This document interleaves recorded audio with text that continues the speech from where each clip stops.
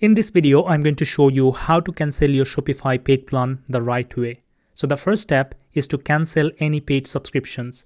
For example, let me take you to settings page. And after that, we are going to go visit apps page. And then we have to uninstall any of the apps that we are using any subscriptions for.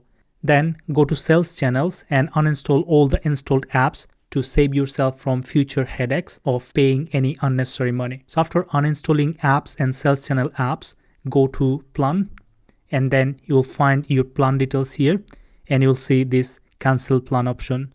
So let's click on cancel plan. After that, you'll find these three options. So I'm going to go with cancel plan. So let's click on it.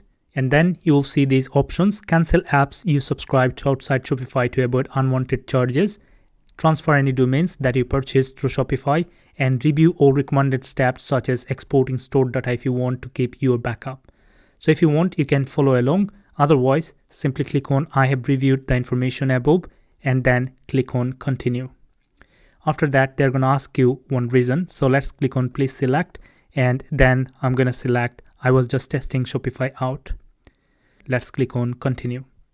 And then Shopify will ask you for your password. So I'm going to provide my password here. After that, if you want to save your payment details for quicker store reactivation later, then you can keep your payment details saved. Otherwise, uncheck.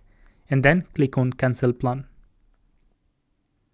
And here you go. Your store will close at the end of your billing cycle. So whatever the billing cycle is, the store will be deactivated. But before that, it will be accessible to anyone. Right. So this was the process how you can cancel your paid subscription with Shopify and how you can deactivate your Shopify store. Thank you so much for watching. Have a good one.